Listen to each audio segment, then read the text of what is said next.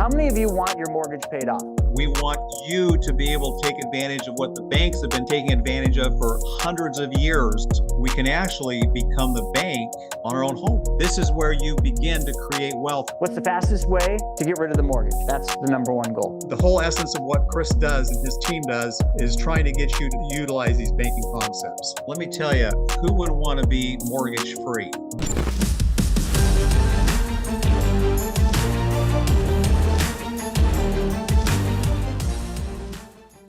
What's going on, everybody? Welcome back to Wealth Webinar. Thanks for joining us this afternoon, or for some of you this morning. This is going to be just a great training, and one that I wish I had learned a long time ago, because it's one that a lot of people think that they're all good and fine with their mortgages. Real quick, let me just gauge, we got almost 80 people on here. How many of you have a mortgage that has a rate below 3%? Put I in the chat. All right. Now, while that's coming in, we got Jerry, got a couple.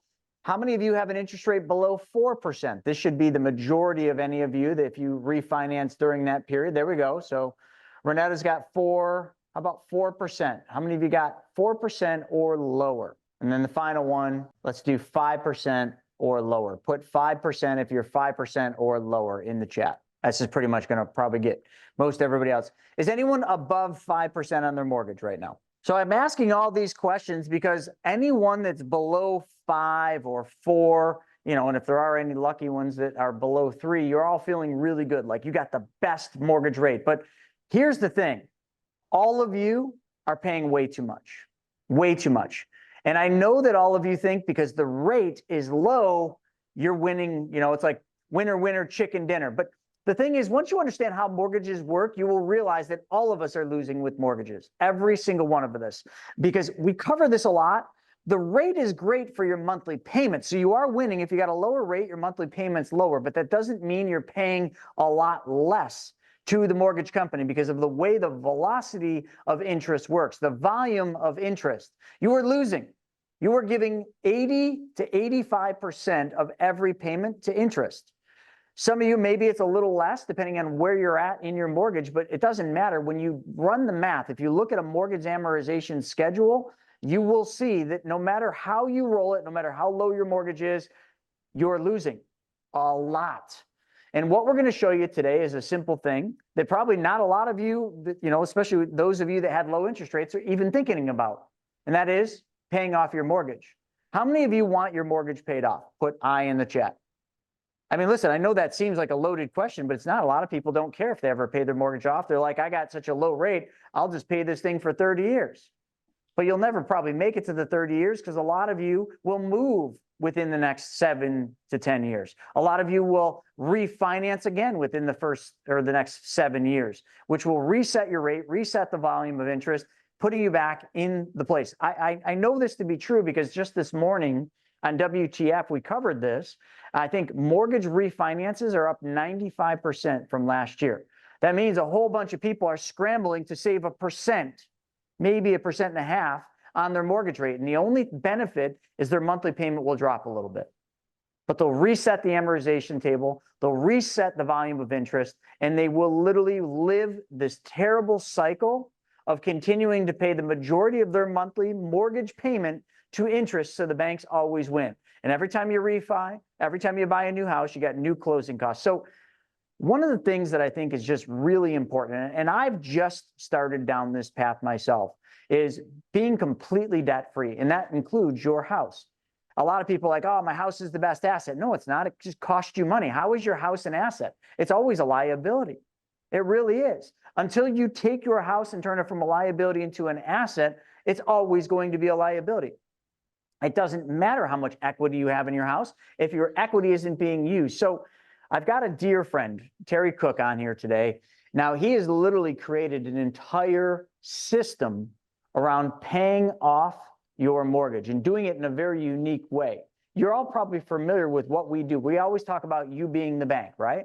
Well, we're going to look at a different spin to this whole thing today. Well, we are going to still stay focused on you being the bank because you're going to be the bank on your own house. That's right. And you might say, oh, that's not a good investment. It's probably the best investment you'll ever make. If you ran the math, and hopefully Terry will show this, if you ran the math on your mortgage, on how much money you're actually paying, and how much interest you're actually giving up. It's way more than the 3, 4, 5% rate that you have. That's the stated rate. So I'm not going to beat this to death, but you're going to love this. I've seen this presentation. It's phenomenal. And it will open your eyes, folks, to why all of you should consider paying off your house as a higher priority than it probably is today. So Terry, welcome to Wealth Webinar. Thank you very much. All right, let's show everybody how they can pay their mortgages off.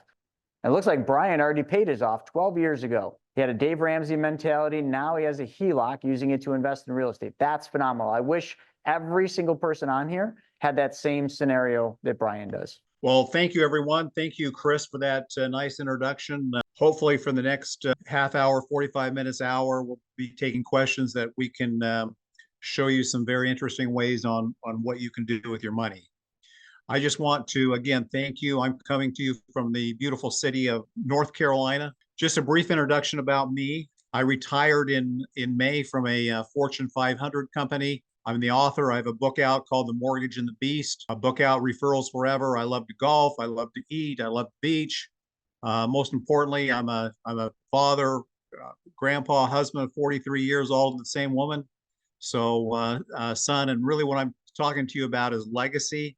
I really didn't think about legacy as much as I did before I had grandchildren, but the people I work with think about legacy and also think multi-generational. Also, you'll probably challenge my judgment here. I'm a super fan of the Carolina Panthers. Hope we win 2 games this year, or 3 games. It'll be more than last year. I'm a Tar Heels basketball fan and a BYU football fan. What are we here to do today? First of all, we want to show you, like Chris said, we want to show you a different way of looking at your money, a different way.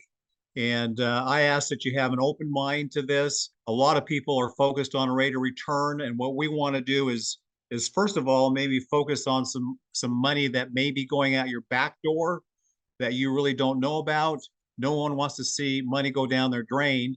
And so please have an open mind. We want to show you some interesting ways, I think some proven strategies that a lot of people use to be able to save some money going out their back door. The second thing is these are proven strategies. These are ways to already proven.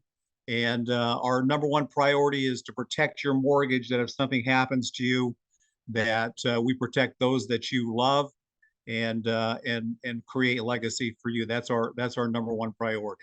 If you have a piece of paper, write this down. If you don't write it down on a piece of paper, if you can, write it down in your mind and keep this in your mind, because according to AARP, every person, this isn't just a married couple, but every person here in America will spend $600,000 in interest over their lifetime. Think about that for a minute. That may not be a lot of money to you all. It's a lot of money to me, but $600,000 that they'll spend in interest. And what again? That's one person, husband and wife. It's 1.2 million. So again, keep that in the back of your mind. I want you to just imagine for just a couple of minutes before we get into this, and the first part of this is kind of foundational. So hang in there with me. First of all, just kind of imagine being mortgage free, if you would, what it would be like to not have a mortgage payment. My wife and I have been very fortunate. We paid off 3 homes. This is very possible. It's a lot easier than what you think it is. Usually it just takes a little tweaking, redirecting of your financial resources. But it is very possible and a lot easier than what you think it is. Some people, when they get to that point, they don't want to pay their mortgage off. And so I always say, at least you have the choice, and we want to get you into a position that you can pay your home off if you have the opportunity to do that. We've paid homes off, and there's nothing like walking out to the mailbox every month and not having to worry about getting picking up your mortgage statement. So we want to be able to capture the some of the $600,000. We can't get all of it, but we want to capture some of that $600 that you're losing. Some caveats. First of all, I'll be using the word bank and banking concepts quite often in here. This is what Chris and Stephen Naugle use a lot. His group use a lot. I use these words conceptually. I worked in a home office for a long time. Sometimes they get a little nervous. An actual bank that's on your street corner needs to be chartered, government approved. But banking strategies have been around forever. And, even in scriptures, it talks about banking. And so I just want to say these caveats that when I use the bank and banking concepts, we want you to be able to take advantage of these banking and banking concepts. First of all, I want to talk about debt. Okay, because a mortgage is debt. Debt is not inherently bad. I want to say that right up front. Our country was founded on debt. A mortgage is a blessing. I've had a lot of mortgages. It allows people to be able to get into a home. Each time that our family has bought a home, we've used a mortgage to start off with, but it's also a lien. And so what's most important is how we manage debt. And I think we all know that poor debt management can be devastating financially, mentally, physically, emotionally, psychologically. There's been times in my life that I lost a night's sleep, worrying about debt. But most important concept to learn from this is that debt, while it's not inherently bad, it creates one thing, and that is interest. Okay. And so whenever you have debt, you're going to get interest that goes along with that. And really, there's two types of people in this world. There's people that understand how interest works and they can work it for their favor. And there's other people that don't understand how interest works and how debt works, and they end up paying interest their whole life to financial institutions. And quite honestly, that's what financial institutions want. They try to get us into a trap. And what Chris and Steve Nagy and everyone over there, what they try to do is try to get you on the right side of interest by using banking concepts so that you're capturing the interest instead of having it go to the bank, to the financial institutions. Like I said, $600,000 is a lot of money. We probably can't escape this world without paying some interest. What we want to do is we want to have interest work in your favor. A couple of important concepts about interest is that it never sleeps. It works 24/7, either for us or against us. And it even works on our birthdays. So if you're having a birthday and you have a debt, it's working against you. Like I said, interest can keep us awake depending on what side you're on. And wouldn't it be nice to be able to have all of your assets working for you instead of against you? And that's what we're going to talk about, is how you can get your home to work for you. The bottom line is this, and I put this in red, is that when you pay interest, it constitutes a transfer of your wealth. Okay, when you pay interest to others, you're transferring your wealth away from your family. Please write that down, if not, like I said, in your mind. Two things happen when we pay interest. Like I said, we already said that we're transferring wealth away. But the first thing that we do when we pay interest to the bank, and the banks understood this a few hundred years ago, is that we lose the opportunity of what we could have gained on that money if we would have loaned out the money. That's called opportunity cost. So that's the first thing that we lose is we lose what we could have made on that money. Secondly, and I like to talk about this because this is important too, is we also lose the pleasure of what this money would have provided. So again, think back of that $600,000, and if you had that in your pocket, what you could have bought over your lifetime for your family or those that you love, like vacation, like toys, like blessing, like education, things that you could bless your family with.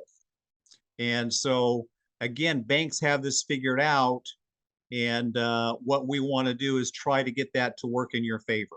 Let's just stop for a minute and just summarize here again, because we've gone pretty fast here, and just kind of do a summary.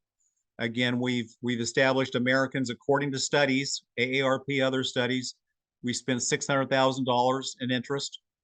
Debt's not bad. We just need to manage it. We need to get in and out of it. Chris does a better job of anyone that I know that teaches people how to do that. Debt creates interest, like we've talked about. We lose two things: lost opportunity and joy. Interest represents a transfer of wealth. Who likes to transfer their wealth away? The worldview of interest is that we pay it forever. And actually, we think that when we die, sometimes that interest stops. It doesn't die. They continue the interest. And what we want to do is to get you on the right side of interest, like the banks, and teach you what the banks are doing. And so I just wanted to summarize there real quick.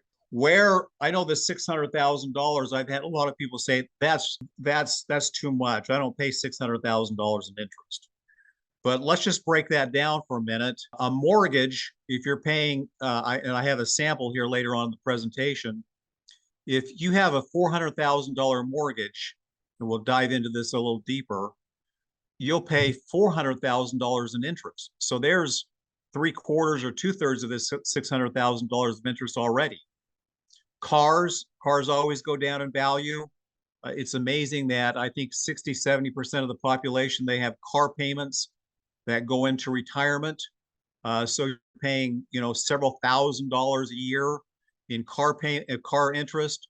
Credit cards at 14 or 15% interest. College, they're charging interest. That's a big trap. Second and third mortgages, HELOCs, appliances. The worldview of money is to keep you in debt so that you can continue to pay interest to other people. And again, what we want to do is to teach you how to be on the right side of that. This is just kind of a snapshot of where our money goes. Let's just take this person. Let's just take an example. This person makes $100,000 a year. They're paying 30 to 40% in taxes.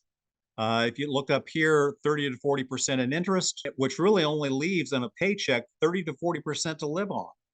And if you take inflation that's kicked in the last 3 or 4 years, maybe even less than this, is that, and so no wonder that people are struggling so much when we pay so much in taxes, we pay so much in interest. And our goal today is to show you how to get rid of this over here, this brown place, and put it over the green into your pocket, how to take advantage of this. Let's just talk for a minute about the worldview of money, okay?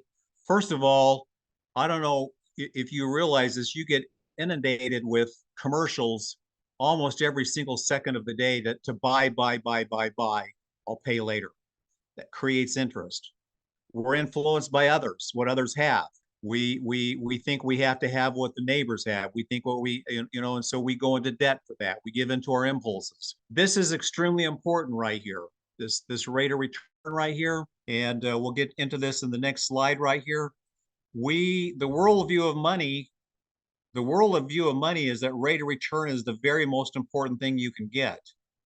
And sadly, and I'm not trying to really pick on anyone, but kind of a CFP model, the certified financial planner model, is to really hit on rate of return. And I'm not trying to discount the rate of return. Rate of return is important, but in financial planning, it may not be the most important part. If you're paying out 30 to 40% of your income in interest and you're only saving 7%, that's like being in a boat and you have water coming in at 30 gallons an hour and you're only bailing out 7 gallons an hour because that's what your rate of return is. That boat's going to sink. And so again, we're about trying to patch the leaky holes on that. And the other thing that we do is a lot of people concentrate on payments. I've got a friend that has a car dealership, and he can tell with people that understand money. The people that don't understand come in and say, how much is the payment? The people that understand money come in and say, how much is this? How much is this? Because they're not interested in paying someone interest. We also rely on traditional banking systems. I know I might sound a little harsh on banking systems, but they're in business for a reason. It's a trap. It can be bondage. We want you to be able to take advantage of what the banks have been taking advantage of for hundreds of years and show you how you can turn that around. And then the worldview of money is we unknowingly transfer our wealth. A lot of times we don't even know that we're doing this, and we don't understand how to use banking concepts to our benefit. And I mean, the fact that banks have all the big buildings and all the big stadiums, we go to Bank of America, should tell you something that they know how to make money, and we can't take advantage of that. I touched on this earlier before, but this is kind of a trap as well, but I think it warrants talking about the worldview of financial planning, sadly, and I really mean that sincerely, is that they concentrate on rate of return. And again, rate of return is important, and I'm not trying to discount. I love rate of return, but they also push product. And I've been through all this. They have a product that they want to sell you. We're more interested in teaching you about a concept and a way of life more than pushing a product or really trying to push rate of return. We want to patch up those leaky holes. There's no real emphasis. I've taken my money just for the fun of it to some high-end financial planning companies. And the first thing they do is they do a in-depth study and they say, Terry, you're not taking it. We can get you a better rate of return. I've taken it to a place down the street and they say, no, we can get you a better rate of return. And that's kind of the worldview of financial planning. What we want to do is really teach you a new way of thinking within your brain. I hope you're with me. We want to patch the leaky holes. Gaining 7% doesn't do you any good if you're losing 30% in interest. The Mortgage and a Beast. This is the book that I wrote because I really want to help people. And a mortgage is a blessing. Again, I can tell you that it's been a blessing in our life. I've lost track of. We moved around. I was in corporate. We moved around, and a mortgage is a blessing. I don't want to speak ill of the banks that hand out mortgages, but it's also a beast. And that's why I named my book, The Mortgage and the Beast. And that is what they don't tell you is the obscene amount of interest that you'll pay every time you do a mortgage. And to me, getting into a mortgage of 30 years equates to bondage. I mean, if you're in something, that's like getting a prison sentence for 30 years. And we're going to teach you the best way to get out of it. The bad thing is that if you're like most people in America, you're going to move over and over and over and over again. And you're going to sign up for that 30-year bondage again. And now listen, Chris mentioned that we're probably on the verge of some interest rate decreases. Interest rates go up, interest rates go down. What happens when they do that? People refinance. What happens to the banks when they do that? They refinance your banks. What are they signing you up for? They're signing you up for another 30-year mortgage. Why do you think they're doing that? Because they understand how volume and velocity of interest works. And we're going to get into that in a little bit of detail. Most will carry a mortgage well into retirement if you take a look at the studies. And like I say, when you die, if you still have a mortgage, the bank still wants their money. So I don't need to hit this last point. We already know that interest works 24/7. Here in America, again, the world, this is a vicious cycle. And hopefully if you have children, like I have 3 children and 9 grandchildren, I'm trying to teach them to stay out of this vicious cycle. And that is, we get out of high school, we go to college, we get into the military, we go to trade school, we learn a trade, you go into the workforce. And what's the first thing you do? You buy a car, usually finance it. What's the second thing you do? You get married. And then what happens? You buy a house. And if you've been to school, you have student debt. And then what happens later is you get back and you buy another car, you move up to home, you get into this vicious cycle of you just think that interest is you're just going to pay interest the rest of your life. And you get into a mortgage and then you sign up for another mortgage. And be careful with the interest rates that go up and down because, I always say, yes, take advantage of the lower interest rates, but we want to get out of the banking trap ASAP. So again, what I've talked about so far has been foundational. I feel like I needed to talk about that so that you can understand, the meat of this. And this is the part of the presentation that we're going to get into really how this works and show you exactly how it works. We want to answer all your questions, but, common sense would say that if we want to get out of debt, we should probably start with the biggest culprit in that, and that's our mortgage. Okay. We can do credit cards and all of that too, but usually the mortgage represents 50% of that 600,000, sometimes a lot more. It's perhaps the biggest transfer of wealth in our lifetime.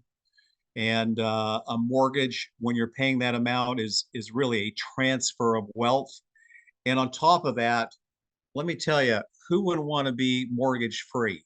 I've been in that situation, and it's nice to be able to know that when you sleep at night, you don't have a mortgage payment coming up for 360 months. And we can actually, listen to this, we can actually become the bank on our own home. I mean, this is awesome that we can really kind of turn the tables and kind of become the banker and be able to take advantage of that $300,000 or $400,000 that we're losing, and we can leverage our home to our advantage. I'll go through this quickly. We already know that a mortgage is 360 months.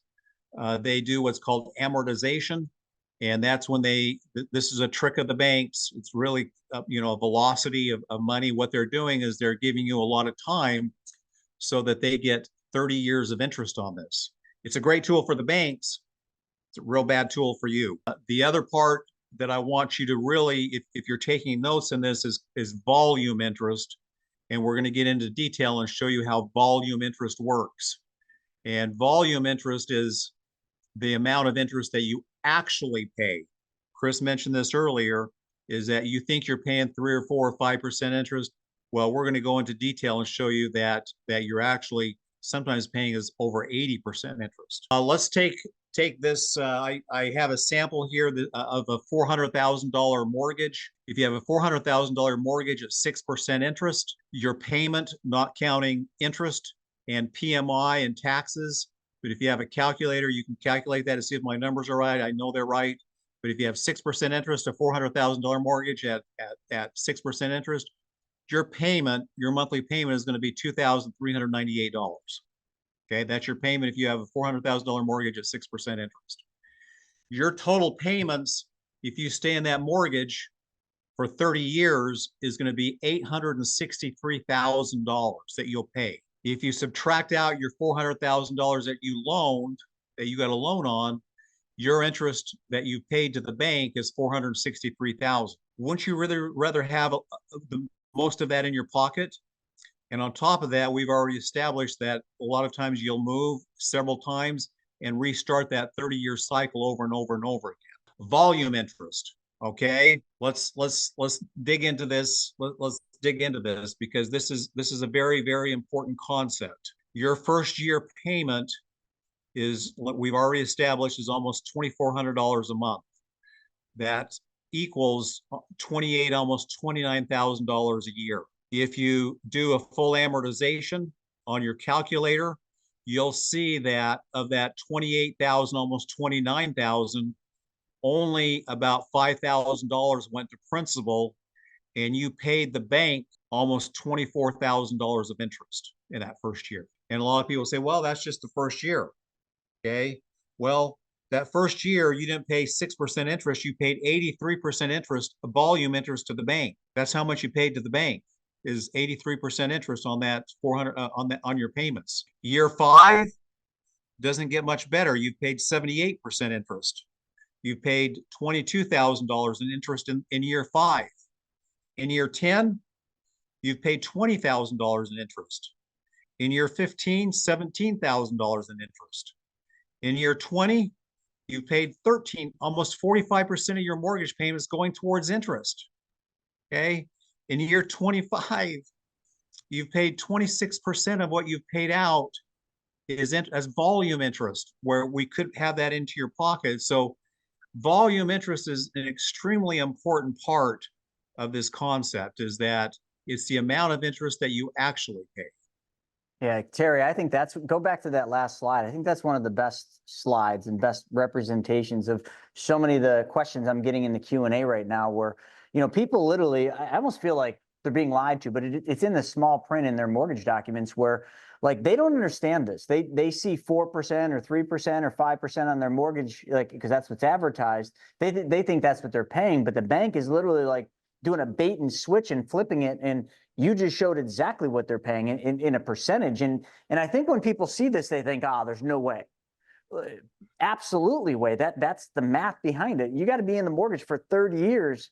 Like if you like, it takes 30 years for you to actually get the interest rate that you thought you were paying in the beginning, but I shouldn't say nobody, but very few people make it the 30 years. I love this slide. I just wanted to comment on that. Thank you. Thank you. Banking secrets, and this is what you just talked about, that are not secrets. Okay. First of all, that volume interest that Chris just pointed out to you, you can have that in your own pocket. Okay, you can take advantage of that. That's a secret, and it's not illegal, but it's kind of a banking. They don't like it. A lot of people don't, but you can actually capture that and put that in your own pocket. Okay. Velocity of interest. This is another thing the banks use, was when you pay that money to the banks, what are they doing? They're taking your money and they're reinvesting it. And they're taking their money and they're reinvesting it.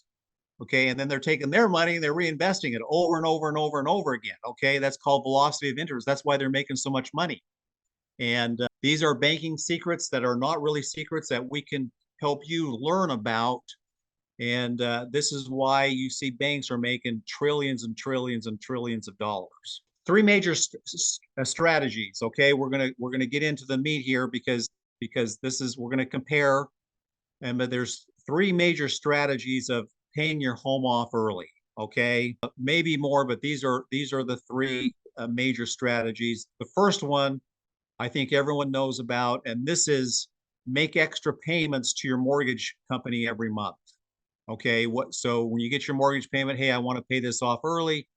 I call this the Dave Ramsey way, because he's on the radio. I'm not against him, but there are some disadvantages to what he teaches on that. But this is the Dave Ramsey way, and you pay extra to your mortgage every month. So that's strategy number one, and that's probably the most popular way that people do it, because that's what they're taught to do. This is about math, and we're gonna compare them apples to apples. The second way is to refinance to a shorter mortgage. A lot of people say, well, I don't want a 30-year mortgage, so I'll refinance to a 20 or a 15-year mortgage. And the third way of doing this is to utilize the benefits of a banking concept, utilizing a specially designed life insurance policy. Okay, the first two are the same, basically 1 and 2. Dave Ramsey way, you're maybe a little more flexible, but you're giving the bank money when you do the first two. Sample case. I probably should have put the slide up earlier. $400,000 mortgage, 6% interest, 30-year. This is a mortgage where the mortgage payers are 35 and 35. The mortgage date is August 1. I just did that this month. And what they've said is that they said we want to pay an extra $500 a month. And so we're going to compare these three strategies. Strategy number one is doing it the Dave Ramsey way. Strategy number two is refinancing to a shorter year mortgage, basically be a 20-year mortgage.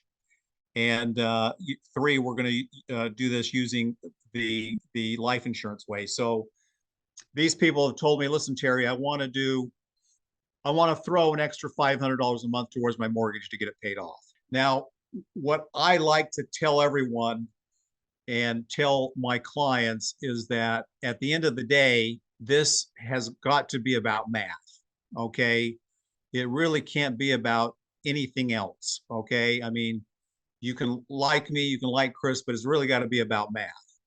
And so what we're going to do is we're going to use exactly the same dollar amount using each strategy. We're going to compare. It's got to be logical. It has to make sense. And a rule that we use is you've got to get the most bang for your buck. You've got to use your dollars in the most efficient way possible.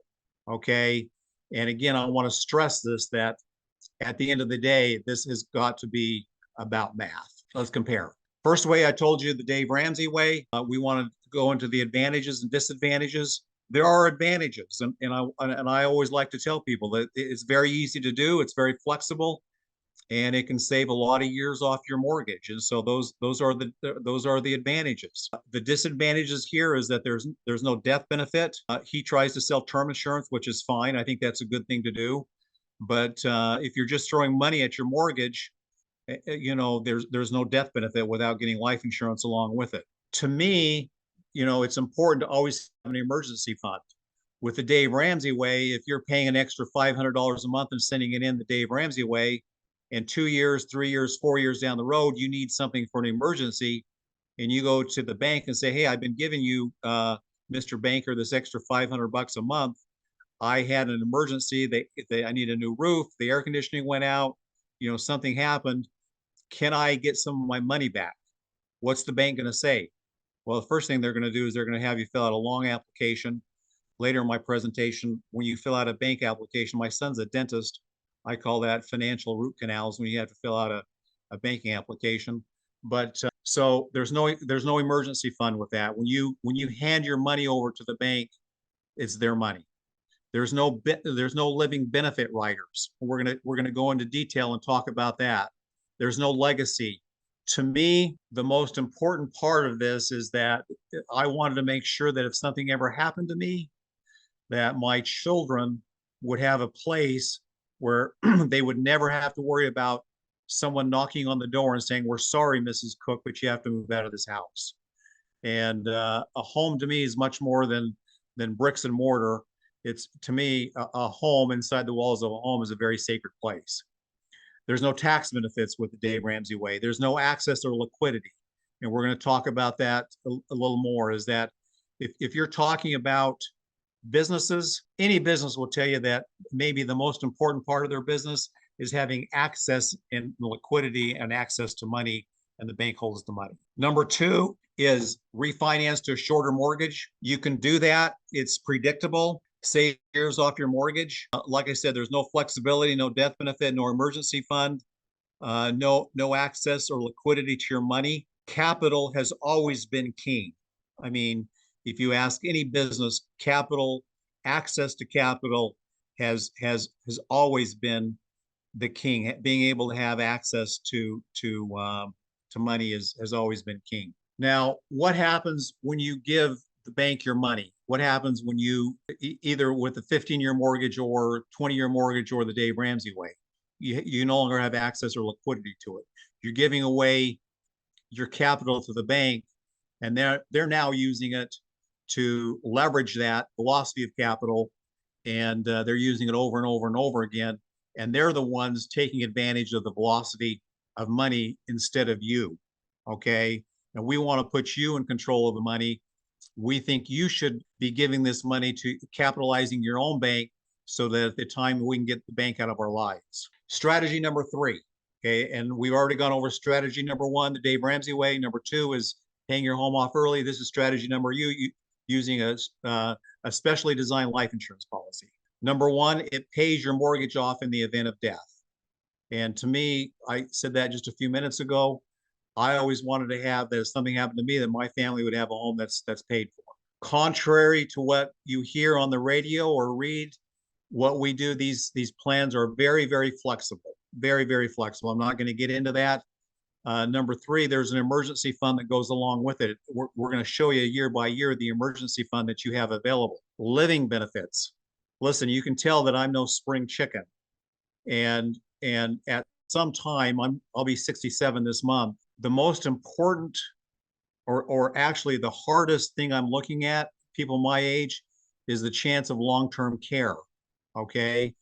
And if you get a chance, just Google at age 65 the chance of someone needing long-term care in a nursing facility. And I can say that if you had those odds in your favor, you'd get on a plane after this presentation, you'd head to Vegas, because those, the chances of people needing long-term care are better than 50%. Okay. Scary. Okay. And when is the best time to take care of that? Now. You wait till you're 65, it's not too late, but it's going to be a lot more expensive. And with what we do, we cover everything unforeseen that can happen in your lifetime, including long-term care. Okay. Including something that would, let's say that you had a heart attack or cancer or something like that. There's going to be money available. There's living benefits here. And we're planning not just to pay your home off, but we're planning for any unforeseen things that may happen in your lifetime. This transferable. Listen, this transfers to other homes. If you sell your home, move to another one, this transfers with you. This is on you. This is your bank. This transfers with you. There's access and liquidity to capital. This right here, this is another banking secret. You're taking advantage of uninterrupted interest. You can capitalize banking concepts the way you want to, and you're in control of that money. You're not giving your money away where the banks have control. If you're doing it the Dave Ramsey way, they're in control of your money. You're not in control of your money. The disadvantage of this is you have to qualify for it, and it may take a few more months for you to pay your mortgage off. We said it was about math, and it will take just a few more months to pay your mortgage off using a specially designed life insurance policy, and we want to be full disclosure.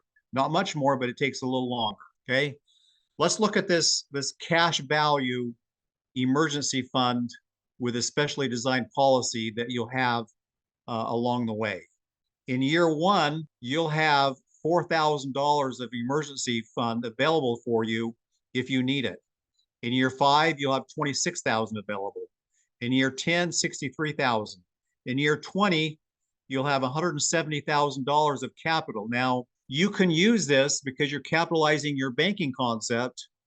You can use this along the way. You can loan your children money to go to college. You can loan to take a car out, and you're now the banker. So it doesn't have to be just for your mortgage. And I don't want to muddy the waters here. I have some other videos, and Chris can tell you that, but just know that when you do this specially designed life insurance policy, that there's liquidity and capital along with your death benefit along the way, and some other benefits. Let's look at this. This policy has 2 living benefits. In year 5, this is a chronic illness, and don't want to get into detail on this, but if you have 2 activities of daily living, that's unable to eat by yourself, use the restroom. Again, I don't want to muddy the waters here, but you have a fund here of $106,000 if something happens to you. This specific illness over here, this lists 9 different illnesses, like a heart attack, like cancer, like certain other kinds of diseases that you can have in addition to maybe disability that you have. If you have to go into the hospital and you have health insurance, there's always more costs involved with this, and so there's a lot of living benefits. But look down here at year 30. Remember a couple slides I told you ago that you may have the need for long-term care? Here, there's a fund for you inside your policy for almost $400,000 that you can use for long-term care. By $400,000 that will be available for you to use for long-term care. I get so excited about it, I have to say it again because I'm at that age. Okay. And again, the time to plan is now. It's not waiting for that. And there's a cost, if you don't do it. The question I always ask here is that if you're just making extra payments to the bank every month, the Dave Ramsey way, what good does that do you to have a home that's completely paid off only to face the possibility of needing long-term care in your retirement? What good does that do? So we plan for your whole life, not just sometimes people say, well, what's the difference between you and the Dave Ramsey way? Well, and again, I have nothing but respect for Dave Ramsey, but in their way, you get your home paid off, you're looking backwards. In ours, when you get your home paid off, you're looking forward. It's the start of creating wealth. Did you know that you can utilize banking concepts that have been making banks trillions of dollars without actually starting a chartered, state-approved, regulator-approved, government-approved, bricks-and-mortar FDIC bank, that you can take advantage of that? Okay, it's all about the math. Okay, and we're going to get into that. You control money. We maximize the efficiency of every single dollar. We have money there for illnesses. We have money there for death benefit. We have access and liquidity of your money. You're avoiding the transfer of wealth. When you give the money to the bank, you're transferring your wealth away. They're making money on it. This is big right here. We're going to see this here in a couple of minutes. Hang in there with me. Uninterrupted interest growth, velocity of money working for you instead of the banks, multi-generational. Listen, I am more worried about my grandchildren. I thought my worry days were over when I had just children, but I now worry about maybe people I haven't met. Okay, there can be some tax benefits. It's about love. It's about making sure that we take care of the people that we love. Okay, I love this quote. This is one of my favorite quotes. Okay, this is by Nelson Nash. I was on a cruise boat with him for a week, and he said it's such a stress-free life when you can get banks out of your life. Okay. And again, I don't mean to speak pejoratively of banks, but we want to get them out of our life if we can, and we become a bank on ourselves. So how does this work? How does this work? We're get into that. Hope everyone's okay. Take a couple of deep breaths. I know I've been talking long. Some of you may be getting tired of hearing me. Sometimes I get tired of hearing myself, but hang in there with me. And please, if you can, take a couple of deep breaths, because this is how it works.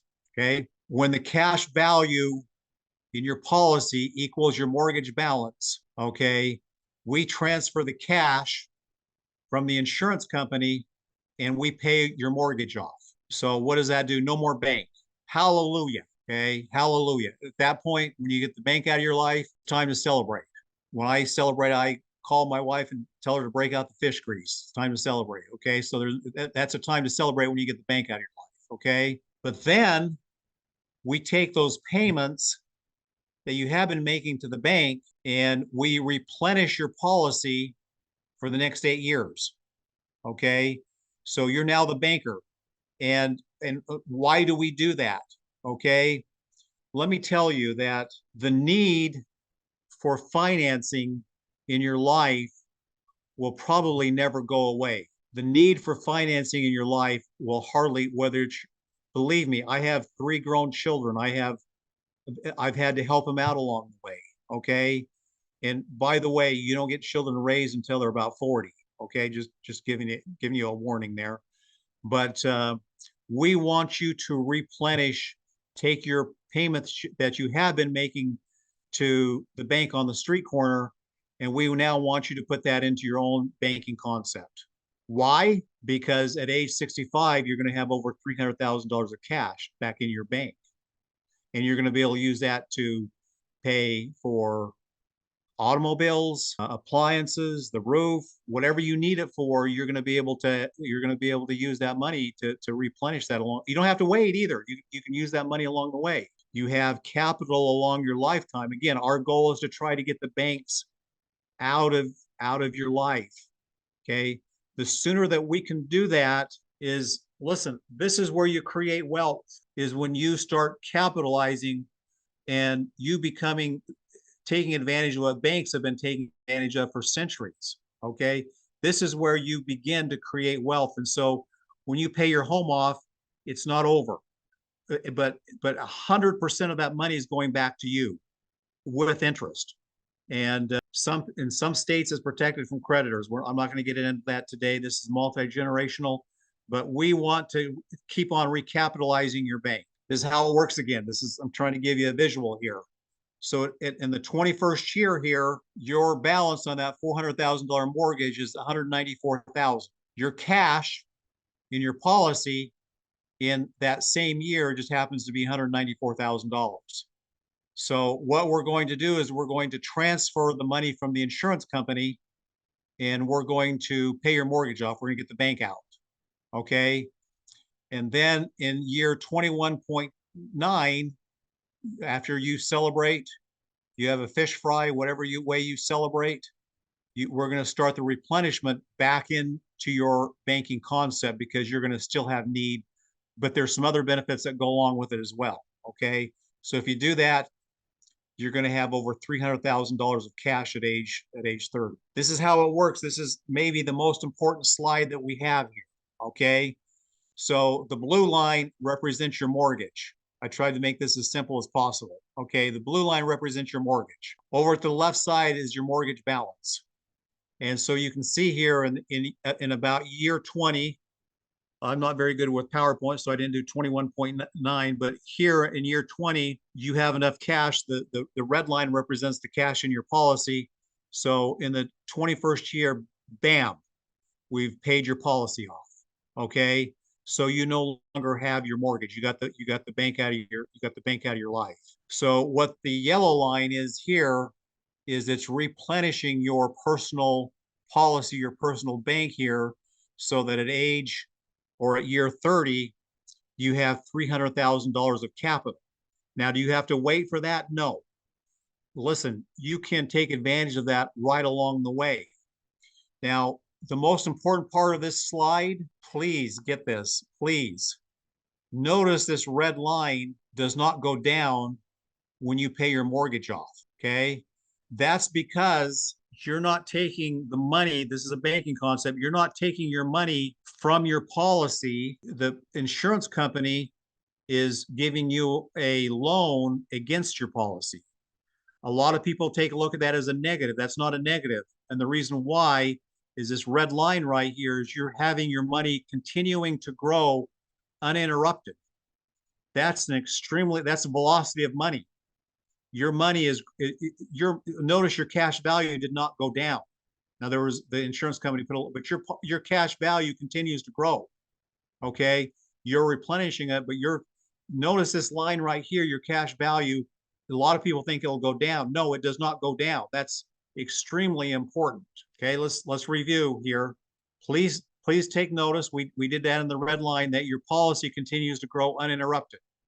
That's a banking concept. Okay, it continues to grow.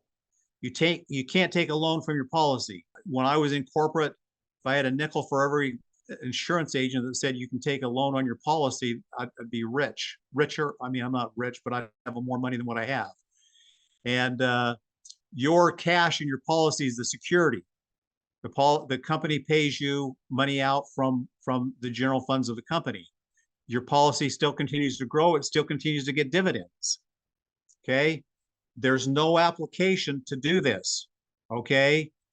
When you call the insurance company up, they're going to ask you two questions. They're going to ask you if you want it in a check or do you want a wire? Okay, compare that to having to get your money if you've been paying the bank every month. It's what I call financial root canal. They're going to have you a long application. They're going to check your credit. I mean, they want to look inside out. But with a life insurance company, when you get a loan on your policy, they're going to ask you, do you want a check or do you want a wire? Okay. But important right here is that, and excuse me if I get too excited here, but this really excites me. Your policy is continuing to grow uninterrupted. That's why the wealthy buy these policies, is that they understand that even though they have a loan out against their policies continuing to grow. That's this line right here. Your policy is continuing to grow even though you took a loan on it. That's beautiful. Okay. Then what we want to do is at payoff point, we want to recapitalize our bank.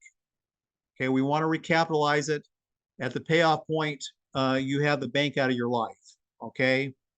Now, the biggest question that I get on this is why recapitalize? And I've hit this, probably don't need to hit this at all. And the very first thing that I always say is that in the year 20, you don't have to. I want to make that clear. Okay, you don't, if you want to walk away, you have a mortgage that's paid off, you don't have to. Okay. And you can just walk away. I want to make that very, very clear. Okay.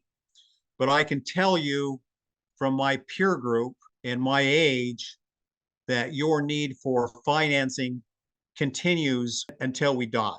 Okay. And if you need, it's grandchildren. I'm worried about providing education for my grandchildren. I still need cars. I still need, air conditioning for the house. I still need roofs. Your need continues to grow. But we don't want you to ever have to go to the banks. We want you to use your banking concept. Okay. This is multi-generational. Okay. This is one of the safest places in the whole world to keep your money. Okay. The companies that Chris works with, they've been around for over 120 years. They've been through recessions, depressions. They're the safest places.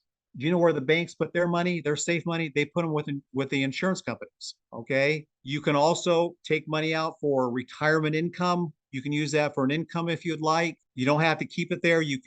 There's ways that you can get it out. We have other videos for that.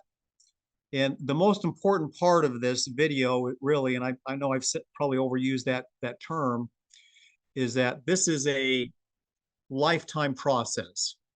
This is a different way of looking at your money. This is not an event. And that's what sets us apart from people that you see on the radio and TV, is that this is a different way. We're trying to get the banks out of our lives. We love banks, okay? But I love going to Bank of America. It's where the Panthers play, but I don't like giving them my money, okay? This is a different way The whole essence of what Chris does and his team does is trying to get you to be utilize these banking concepts. Comparison. Okay, I always like to do this. Let's compare where you're at, where this person's at. Okay, if they do nothing. Okay, if they do nothing, we already know here their payments $2,400 a month, and they'll pay $863,000 in there. There's no death benefit. No, that's if people do nothing. Okay, the mortgage freedom way is we're saving 100 months of mortgage of paying the mortgage off. We're paying by utilizing this $500 a month of capitalization.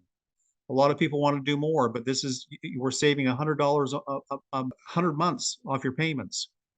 If you take that 100 months, we're saving $239,000 in payments. There's living benefits along the way that you can use. There's an emergency fund. There's $400,000 death benefit. If something happens to you, your home's going to be paid off. And at age 65, there's a $340,000 fund that you can use for long-term care. Just go check and see how much long-term care is at this point. Okay. So this is your current situation. If you do nothing, this is your mortgage freedom way. You know, I know most car payments are $700 to $1,200 a month. This is only using $500 a month on this. Okay. Now this is the math part of it. If you do the Dave Ramsey way and just pay the extra amount, you're going to pay it off about 10 to 14 months sooner than you would the mortgage freedom way using the life insurance policy. Now, if you add a term policy on that, it's about the same way.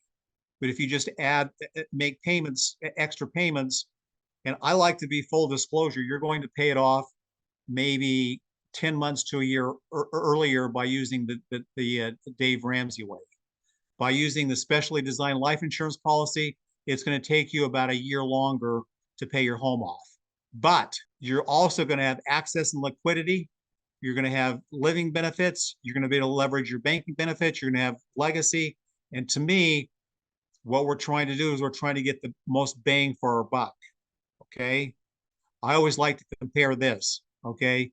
If you had your choice, Chris, between buying a pocket knife for $20 that had a single blade to it, I was a Boy Scout, my son's an Eagle Scout, or you had a choice between buying a Swiss Army knife that had a corkscrew, fingernail clippers, a toothpick, you know, it had 10 things to it, but it was $1 more, what would you do?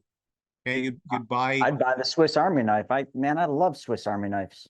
Okay, so this is an accurate comparison. A lot of people think it's corny, but it'll take you 5 to 10% longer. But the benefits, I've compared the benefits, and we're squeezing more benefits into your dollar than you could get anywhere else.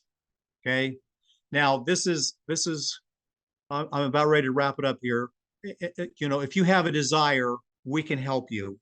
I promise you, we can help you. We can help you find places that you may be spending money inefficiently. Okay, Chris's team is designed to redirect, reallocate. If you have a desire to pay your home off, we can help you. We will help you. Okay, all you've got to do is say, I want to do this, and we can help you. Okay. Also, we want you to know that you can start out with any amount that you want. You're going to start out with 500. You can start out with we want you to go down this road. We want you to start thinking differently today.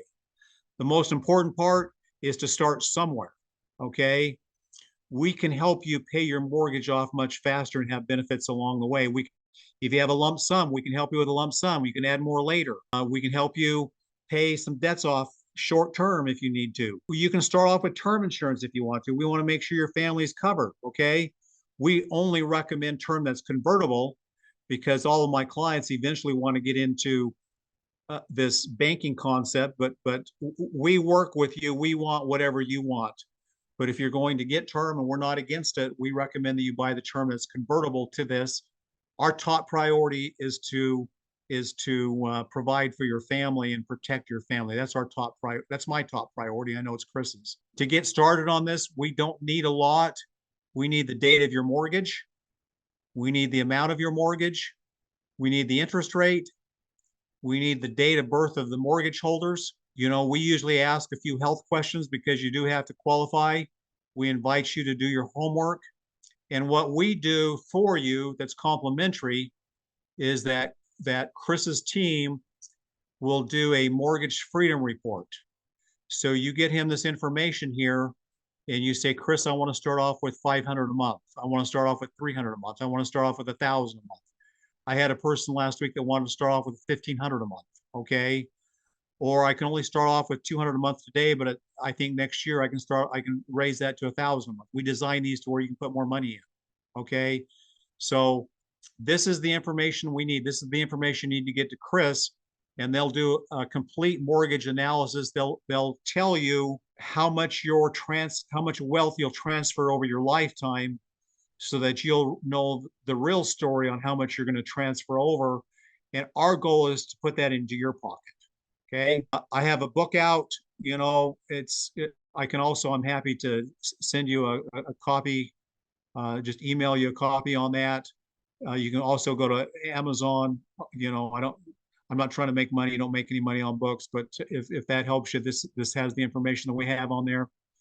And I want to thank you for your time today from the bottom of my heart. I wish each of you that's on this presentation happiness in your life, joy in your life. I want to thank Chris for having me be a guest on this. And again, I thank you from the bottom of my heart for the opportunity that I have of doing this, and just say thank you to all of you. Hey, Terry, that was great. Thank you so much. I love just how you dissected the mathematics of the mortgage, how you then showed how just changing where the money goes first and adding, this process changes the whole dynamic. And I've been having lots of conversations over here in the Q&A and lots of conversations on the chat, just kind of answering some questions. And, listen, I think folks, Terry said it, but if any of you have interest in discussing your situation and how this would look for you paying off your mortgage, I mean, you could do one of two things. You could call Terry. There's his information there, 704-771-9541.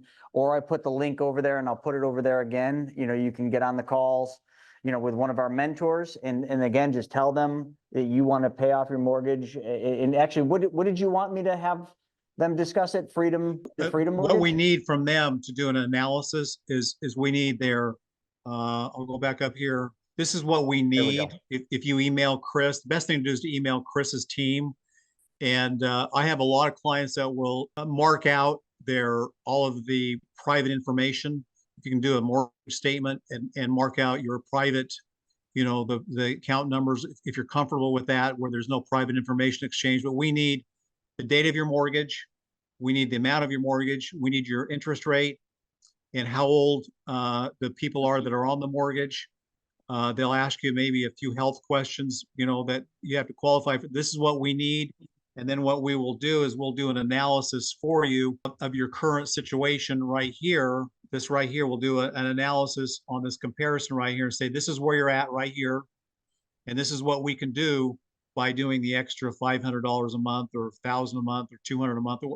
And we'll show you what you can do. Like I said, this is about math, and then so we'll do an in-depth analysis for you and show you how you can get out. We want you to get your home paid off in 5 years or 10 years, or you can also say, hey, how much will it take to get my home paid off in 10 years? And we can tell you that too. We can get an amount for you. But the most important part is we just want to get you out from underneath the banks. Perfect. Yep, just hitting it. So put the link, you got his phone number. That was great. Just make sure when you schedule the call, I just put it up there in the chat. Just copy that right there. Date of mortgage, amount of mortgage, interest rate, your date of birth or the date of birth for the mortgage holder, and then just do your homework. And, this video will be, it was recorded. We'll put it up on my YouTube. If any of you want to just go back and kind of watch different parts of it, it will be up there. In a matter of a couple of days, we edit them down and put it on there. So yeah, that's Chris, also what you do. Also on that, how much you want to capitalize with, how much you want to start. Good point. Yeah, how much you want to. And Terry, I was telling everybody over in the chat, because there was a lot of questions. What's the minimum? How much would I do? Is this in addition to my mortgage? Blah, blah, blah. And, pretty much, and I want you to say this in your words, but we can design this strategy around any amount of premium deposit someone wants to do. Is that an accurate way to say it? Yes. The most important part is to start somewhere. Okay. And usually on a strategy call, they'll find out where you're at. But we like to have a starting point. most of the people say, hey, I want to start well with 500, 200, 1,000, and what will this do? And if sometimes people will say, I'd like to start off with 1,000, but I can't do it now. I have a few credit cards, and we'll show you how maybe to get rid of those and to help. And so your team members are designed to go in and help them maximize their money. And so sometimes it's a lot of consultation by your team, Chris, to help them find money in their portfolio and pay some things off first. But any amount is fine. We just want to get you started somewhere. Yeah. And I want to just hit on a couple of these questions. Folks, would you all agree that it's better to under promise and over deliver? Would all of you agree with that? Put it in the chat. Under promise and over deliver. I've had a bunch of people send chats and comments just about like how long this takes to pay off. Is there, a better way to do it? Listen, folks, the way we showed it is basically showing it using, and correct me if I'm wrong, Terry, but a base whole life. This is just a standard whole life that you showed. So all of you know how we design the policies for the infinite banking concept. We can specially design and engineer the policy so that it's a little bit more efficient, a lot more efficient actually, and a lot more horsepower in the early years. So there are different ways to implement this strategy where it very well could pay your mortgage off faster than what was shown. But if we showed you the very best thing and then all of a sudden we take you through the process and either you get a rated case, something isn't favorable, and then all of a sudden we come back and we say, oh, well, yours is going to take this much longer than what we showed, you'd be upset. But if we show you something, if Terry shows you this and shows you how long in that example it takes, and then we run you through the design and the process, and all of a sudden it shows based on the software that you're going to pay it off faster, you'd be happy, right? I think we can all agree that's the way to go. And whether it's our 90-minute video, which we talk about all the time, where we show you how to get all the money back for all the cars you buy, drive, and own, and how to pay off debt, and now how to pay off your mortgage, we're always showing you, I don't want to say the worst case scenario, but certainly not the most optimized. And that is absolutely true for the car example, the debt example, and this example. So, Robert, is what you were saying. I don't think you missed anything because you said, I thought using the IBC concept to pay your mortgage, it would take shorter term rather than a few months longer than Dave Ramsey way. Correct. But again, if we just showed everybody the very best it was with the best scenario, people would be upset when it didn't work out that way. So this is the way we prefer to do things. I think Terry did it absolutely the right way. Does that make sense, Robert? Under promise and over deliver. That's just how we like to do things. Terry, anything you'd like to say on that? Well, yeah, the only thing I would say is that, sometimes it does take longer, but the benefits that you have, the Dave Ramsey way, like we said, you don't have access to your capital. You're just giving the money to the bank and letting them have the velocity of money and the volume interest of money. And what we want to do is have you have that yourself, not to the bank. And there's also all kinds of benefits that go along with it. So I said, even if it does take longer, the benefits outweigh the worst case scenario would take 10%, 5 to 10% longer, but the benefits far outweigh the amount, the number of months you'd pay extra. Right.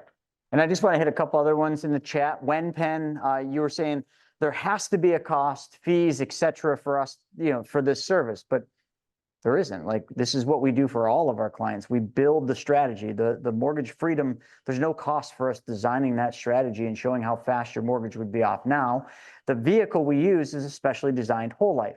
Clearly, there's a cost for the whole life. There's a cost of insurance, a policy service fee, depending on the company we use, $50, $100 a year. And then there's the commission on the whole life, okay, which is drastically reduced with the way we design the policy. But yes, those are the costs. But again, don't put cost in front of value. If you value paying off your mortgage, we just showed you how this is the most advantageous way because of uninterrupted compounding interest. So again, just be considerate around the value of what you're trying to do.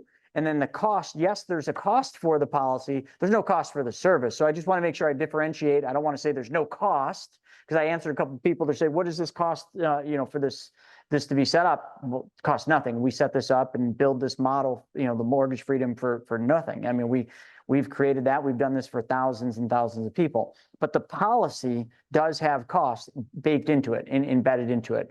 And but also, the policy does things that no other vehicle out there can, like pay you guaranteed interest, give you uninterrupted compounding interest. Dividends are shared, from the insurance or are paid by the insurance company. So all those things in a tax-free environment, if designed properly, all far outweigh whatever the costs are. Let's see, I had another question down here, very similar. I want to make sure I get all your questions. My age is the problem. So Frank, not sure how old you are. Age really will play a factor. Like as you get into your 70s, that's definitely going to, and we deal with this a lot. I'm not saying that this doesn't work for someone in their 70s, but you just don't have time like somebody in their 40s would. So therefore, the internal cost for the insurance portion, the death benefit, is higher the older you are. So therefore, it does place a factor into how this would perform, how this would work, and how fast you pay your mortgage off. But again, it's worth getting on a call, letting us run it, and then you can make the determination, does that make sense? But I always just tell people, as you get up in age, and I always say 70 or older, just make sure that your primary goal is the death benefit, is protection and legacy for your family, because that's going to be the most important thing for setting this up at that age. And Frank, I have no idea how old you are. Let's see. Can you set this up to support a nonprofit? Neil, it's funny you should say that. We literally do a lot of nonprofit stuff. We do it for churches. We recently did one for a Montessori school, which I'm very passionate about because my daughter goes to a Montessori. So 100%, there's lots of cool strategies that we can set up for charities and nonprofits and anything, 501c3s. So whatever that is, Neil, definitely book a call with us. We've got some amazing things we could show you on that level. Let's see. Oh, right here, Patty. Patty said, how do you, Chris, Terry, make money from our participation? So we get paid a commission on the policy. Now, the way we design the policy in each scenario is going to be different, especially designed and engineered. Typically, our commissions would be reduced by 60 to, well, it could be as much as 90%, depending on design. But that's how we're compensated, Patty. We are paid a commission from the insurance companies. Great question. Chris, I always, when people ask me that, I always say we can get paid two ways. You can pay me. Usually people don't pay me, or let the insurance company pay me. What would you rather have? And most everyone says, well, we'd rather have the insurance company pay you. Absolutely. Is only for paying off a mortgage, can it help purchase a home? Yeah. How would you answer that, Terry? Absolutely. Boy, that's a great question. Yes. And it's a great big reason why you should do that. Let's say that you're looking to switch homes to buy another home. What's the bank going to ask you for? They're going to ask you for a down payment. If you've been paying extra on your home every month, you got to go get a second, fill out paperwork. And so I've actually bought a home. There was a foreclosure on a home, and I actually took money from my policy, against my policy, to buy a home. Later sold it for double my money. So if you're looking at trading homes or buying another home, this is the best way to do it with. This is absolutely fantastic. Sorry, I'm just answering somebody's question here. Welcome back, Stephen. Thank you. All right. The 70-year-old with lots of money, this type of velocity banking, IBC policy, replacing more. Yeah, so Johannes said a very important thing. So, and Frank, I want you to listen to this. So Johannes is absolutely correct. And we've done this a lot of times. A 70-year-old with lots of money sitting around, doesn't even have to be lots of money. Let's just call it money sitting around in a bank or somewhere else, can use this type of policy, this type of IBC policy or velocity banking by placing more cash in the policy up front. We call that a dump-in. That would sometimes, when we build the policy with a dump-in, that would give you more cash up front, allow that money to go to work, even though the cost of insurance is higher because of the age. That dump-in sometimes can outweigh those heightened costs for per unit of life insurance you're buying, or per unit of death benefit you're buying. I always try to not talk in insurance language and talk in actual real language. Like, you're buying a death benefit, and that death benefit has a cost, and that cost is a cost of insurance. So yeah, that's kind of what we're trying to do. Good. That was a good observation. Because I told somebody else, I think Deborah was the one I told, that I would show her how to, she has a house that's paid off. And I said, how could you get that money working? So let's just draw a box here, right? This is your mortgage. And this is what Terry was showing. Let's say you got, Terry, what interest rate did you use? Was it 4%? I was using 6. 6, okay, which is probably right for today. And I know your software, you can do any interest rate. So let's say your mortgage is 6. And I don't know, let's just call your mortgage payment, I'm just going to make this up, $2,000 a month. You're still going to make this payment of $2,000 a month to the bank. because that's who holds your mortgage. You got to pay the bank while you have the mortgage. But what you're going to do is create, we'll call this a side fund, okay, a side savings fund, which is going to, in the real, I call it the investment world, it would be called a sinking fund. What we're going to do is we're going to use this, which is the whole life, okay? We're going to use this to pay this off in less time. Terry, how else would I illustrate this? Because I don't like the way I just did that. In my mind, it seemed to work better, but how would you illustrate this? Use the graph up there where your mortgage is. And if you have that 400,000 on the top left hand and on the bottom right hand have 0, and do a line through there, right through the center. And so what you're doing is having the whole life when it has money in it, and when it equals the mortgage, we pay it off. So when the cash value equals what the mortgage balance is, we pay the home off, and then we pay that back into your personal bank. So folks, a lot of you do something very similar by making extra principal payments to your mortgage, which will work. Some of you actually save money up and make large chunks. That's how I do it. I do large chunks down on my mortgage. But what we're doing is, instead of making large chunks from a bank, you're doing it from a whole life. 2 reasons. Number one, it's self-completing. If you died, the mortgage is paid off already out of a death benefit. But number 2, the whole life is going to pay you a higher internal rate of return than the bank's going to. And it's going to do that on a tax-efficient manner. So you're going to be able to accumulate more money, more cash here inside the policy with additional living benefits. And then that cash is going to be used to do the mortgage. Now, there's lots of ways to, I love cats, but to skin the cat, if you will. And we have software that will allow us to show you, how to do this. But this is the simplest illustration, simplest way to show what we're doing here. Again, once we see your scenario, we have your numbers, we can look at all the different scenarios and find the fastest, because the goal, what's the fastest way to get rid of the mortgage? That's the number one goal. Let's see. Can you take an IBC policy out on your kids and do the mortgage freedom program because the cost of insurance premium will be less? You certainly could. If your kids are too young, well, a couple things. Number one, folks, Raul, if you don't have coverage on yourself, if you don't have a policy on yourself with death benefit, the insurance company won't allow you to insure a child. They would just be like, well, why is the breadwinner not insured and then you're insuring the child? It's almost an ethical thing. They start thinking, all right, what's going on in your head?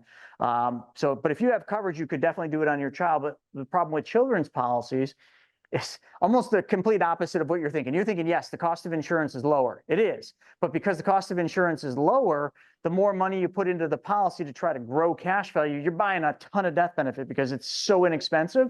Very quickly, what happens is you end up getting more death benefit than the insurance company will allow you to place on the child, because the parent must have, and Terry, what are the rules with the parent and child? The child can be 50%, is that? 50%, yes.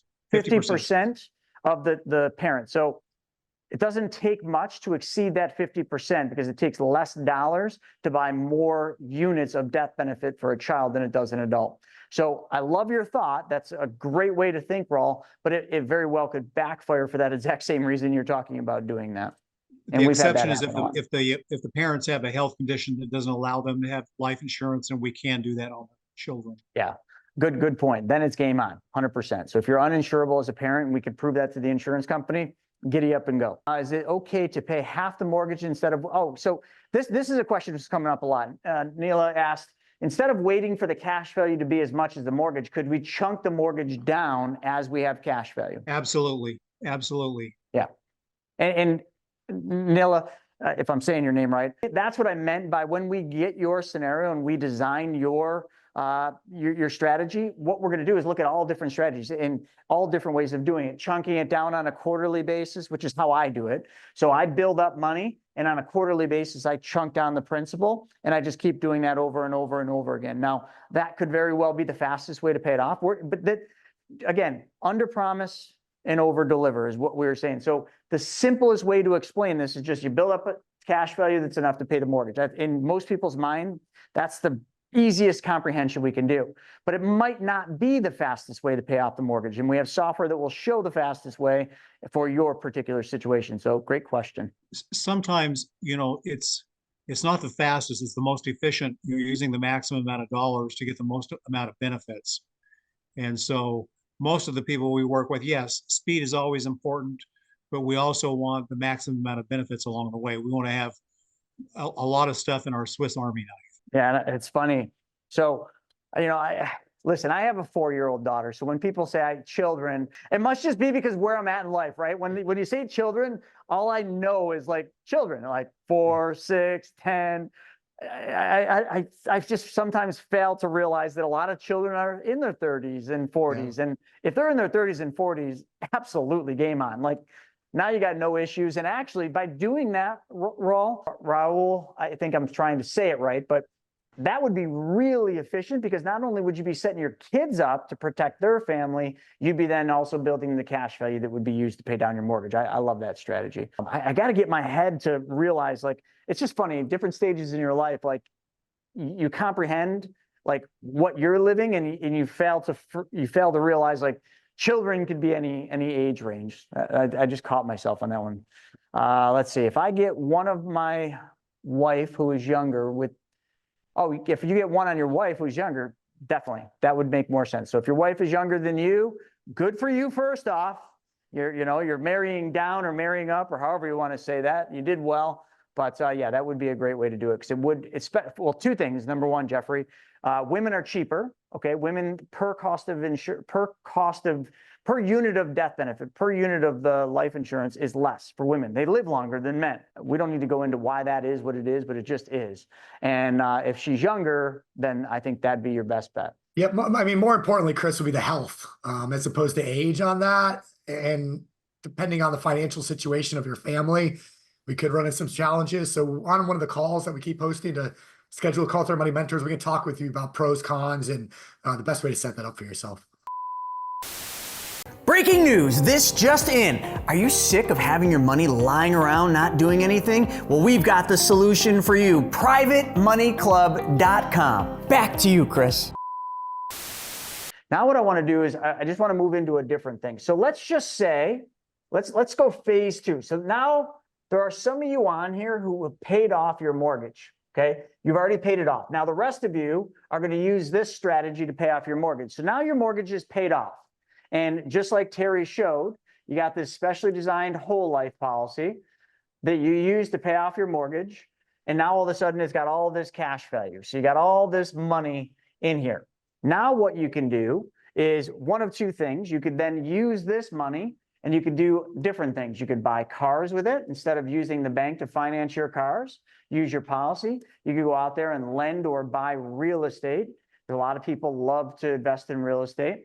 And then you just take what the car payment would have been and you roll it back into the policy, or what the interest is that you're earning on PMC. And I'm just going to write recapture, and you just recapture it back to the policy. So you take a loan from the policy, put that money to work, however you're going to, and then take the money after that and roll it back in. But let's just say now you've got the policy, but now you've paid off your house. Okay. So now you also have a house that has all this equity locked into the rafters. You got this beautiful house, you just paid the darn thing off, and you're just like, holy crap, that's great. But now I've got a liability because you've got taxes, you got all sorts of things like lawn mowing. So now what you would do is now you could go out and get yourself a HELOC. I just did this. I literally just got approved for a HELOC on Larissa and our house, which we've been paying down. So we've been doing what Terry showed, paying our mortgage down, which our mortgage started, I don't know, let's call it 700,000. We paid it down to 300,000 and we're paying it right off. So as we're doing that, we're building equity. So now I've got this HELOC. Now I got really lucky and I found a credit union at 3.99 for 12 months. So what do you think I did with that? I immediately put that money to work, and we're doing a couple real estate lending deals, very conservative first lien position. Because if you're going to lend the equity from your house, you got to be careful, because now remember, there's going to be a monthly cost here. So what we got to do is we got to make sure we make an appropriate spread. You want to make sure the juice is worth the squeeze. So if it costs me 4% over here, how much do you think I want to lend it out at? Well, the answer is no less than 12%, because I want that spread. Okay, but if your HELOC was, let's just say 7%, would you lend it out at 12? Some of you would be like, I would, but I would probably say if I had 12 or 7%, I'd probably want to stretch and get 15. And the good news is right now it is not hard to find 15% deals, first lien position for 6 to 12 months. They're all over privatemoneyclub.com. And then what you do is you just take the interest that you're going to receive. So you deploy the HELOC. So I don't remember how much the deal, I think we just did, shoot, Brandon would know. I think it was 168,000. The first deal I did from our HELOC. I lent 168 and I did it at 12%, but I got a 4%, just under 4% rate over here. So that's working for me. And then what I'm going to do is I'm going to take the interest they're paying and I'm going to roll it back into the HELOC to recapture it. At the same time, folks, it shouldn't be any surprise to you that I have a whole bunch of cash value in my policies because I've been doing this for a while. I use the policies to buy all the collector cars that I do. I lend a lot of money from that. I use my policies for anything and everything. I lend money to my companies like Private Money Club. How do you think I seeded that? Took loans from my policy and lent it to PMC. I did this for Money School, for our copy machine. I constantly am circulating the cash value from my policy to go to work. And every time I'm doing it over here, I'm always realizing how much is my cost of capital. I'll just use my one policy, which is 575. My one policy is 5.75%. So geez, how much do you think I'm lending it out at? For the cars I buy, it's anywhere between 6 and 7.25%. And how I figure out what to charge myself is I literally just go to, I call a dealership, I go to bankrate.com and I see what is the going rate. If I were to go to a bank and I were to buy a car and get a loan from a bank, what would a bank charge me based on my credit score? 7.25? Fair enough, that's it. So I charge myself 7.25 because does it matter? When you're the bank, does it matter what interest rate you charge? No, it's all coming back to you. So for me, it's just, I don't have to think about it. If KeyBank is charging 7.25 and that's who I'd go to get a loan, I'm going to pay myself 7.25 because I'm the bank. I set the rules. And if for some reason I ever couldn't make the car payment because the finances, something got tight, I would just literally go to find a mirror. I'd look in the mirror and I would say, hey, Mr. Banker, hey, I got a little problem. Things have been rough. I was wondering, can I defer my car payments for 6 months? Because I think I'll be back on my feet in 6 months. And then the reflection in the mirror would look back at me, smile and say, yeah, man, you're the bank. You can do whatever you want. You can't do that with KeyBank. You can't do that with Bank of America. You can't do that with Wells Fargo. You got to make your car payment. Otherwise, the repo man comes in the middle of the night and car be gone. Doesn't happen when you're the banker. You set the terms, you set the rules, and you're the only one that can steal from your bank, which you never should. But if you need some like breathing room, take it. How does it work if the policy owner graduates before the insured? Then the insured typically would become the owner. You can set a successor owner on them, so you could have the owner be the insured. But normally, Terry, you would know that best. Do the insurance companies automatically do that, or does it have to be? They usually automatically do it, yes. Yeah, so the insured would automatically normally become the owner unless there were special provisions. Yes, yes. Yep, so you don't have to worry about that. What else we got, Stephen? As an affiliate, do I have to be licensed in insurance? Do you give assistance with setting up your family bank, trust documentation, etc.? That's a question for you. Yeah, good point. So really, to be able to offer these policies or be a referral partner with us, there are qualifications. One of them is you need to be licensed to be able to be compensated, which is not difficult to do. We do have some other options, depending on the situation. So if you want to reach out to me, I can kind of send you the details on that. I'll put my info in for you. And then do you give assistance with setting up the family banking system? Yeah, so that's where you would schedule a call with one of our money mentors and they'll help you get this, all properly set up. And then the trust documentation, we have referral partners, attorneys that can help you get that stuff set up as well. So if you just want to shoot me an email, I can kind of send you all that. Johannes said, would it make sense to run the HELOC through the IBC whole life first before putting it to work and using a policy loan and repayment system to increase the spread as well as the cash value of the policy? Well, Johannes, it's very interesting. And I kind of saw this question. I knew Stephen would be reading it. We during our 2-day training for the IBC advanced training, we actually had that question come up and I ran that. I ran it actually for an individual that asked the question. And what we did is we literally dissected the mathematics. I'm not going to go into this just for the sake of time, but I just want to show this. We said, okay, here's the example of just lending direct from the HELOC. So we ran that scenario. We said, all right, we're going to lend direct from the HELOC.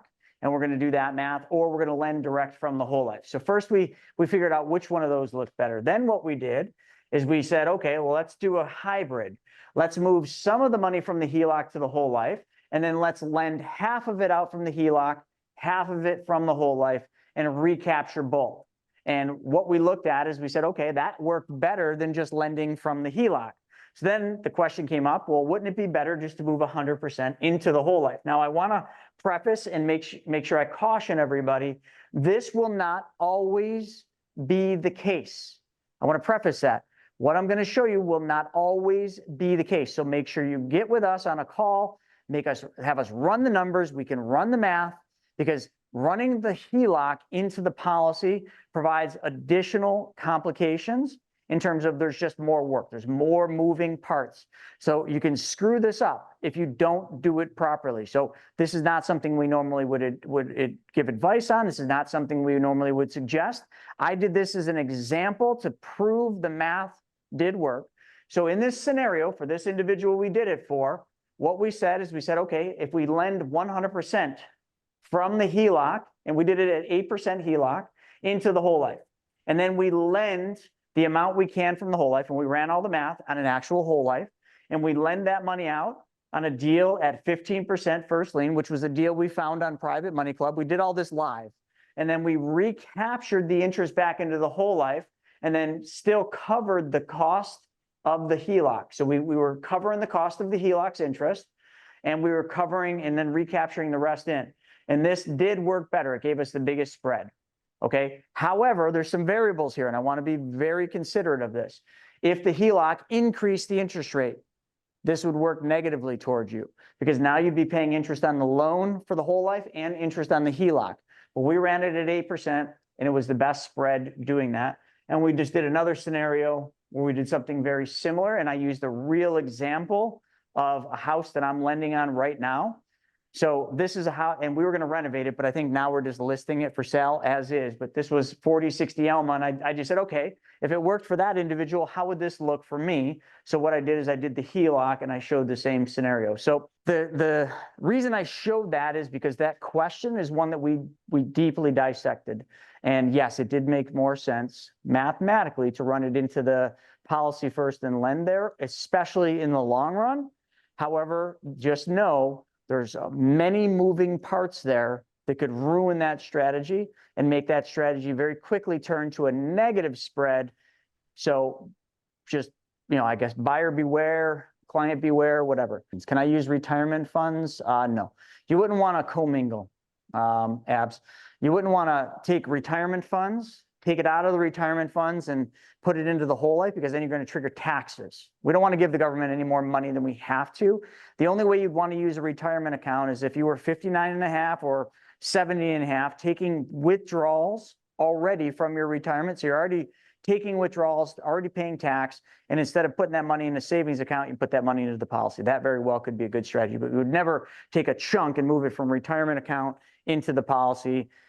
And even if you said, no, I want to do that, that's definitely what I want to do, I think it will work. We can run the math and say, even factoring in taxes that your CPA gives us, we can do the math for you and tell you whether or not that would make sense or not. And we try to give all of you the ability to make your own decision. Like, you can ask us, hey, is this the best way to do it? I don't know. Let's run the math. And then we'll give you the math. And then you make the decision based on mathematics and your own personal needs and goals. It's a lot better that way, because then you see the math, you see how it will work, how it will impact you, you see the risks if there are any, and then you can make an accurate decision, because now you've laid out all the cards. That's how we do things here, folks. It's a lot better for us. It's a lot better for you. And it just kind of takes all the guesswork out of it. And because we've spent so much time and money creating the software to be able to do that, why not? And we don't charge for any of that. We do that service for free, at least today. In the future, if it ever got too busy, I guess we'd probably have to charge, but Why not? Good stuff. Great job, everybody. You really crushed it. Great job, Terry. Thank you. That was phenomenal. I mean, in the questions, holy cow, you always know you got a good topic and a good webinar when the chat and the Q&As just blow up. And we had 33 questions and, you know, come in the Q&A, and I can't even count how many came in on the chat, and there's still more coming. But the good news is, folks, if we didn't get your question, join us this afternoon for Ask Me Anything Happy Hour. It starts at 4:30 p.m. And all you need to do is just be on my YouTube channel or my Facebook or Instagram. And make sure if you're on YouTube, you got the little bell clicked so that you're notified when we go live. And then we'll go live, you join us, ask all your questions. And there we go. And Johannes has been buried in the YouTube. Well, Johannes, we put a new video up every day, so I can see how that's not hard. I find myself getting buried in YouTube channels as well. It's how we get a lot of info. But thanks, everybody. Really appreciate your time. And thank you, Terry. Thank you. My pleasure. All right, so I hope you guys enjoyed that episode. We're putting up tons of them, but I think if you like this one, you'll probably like that video as well. Not only that, I've got a book that I created, Mapping Out the Millionaire Mystery, where we actually show you what the wealthy do in the game they play with money. I want you to have that for free. And if you want to know about all my new videos coming up, click that alert button. Actually, smash that alert button, and you'll be notified every time we put a new video. So we'll see you on the next episode.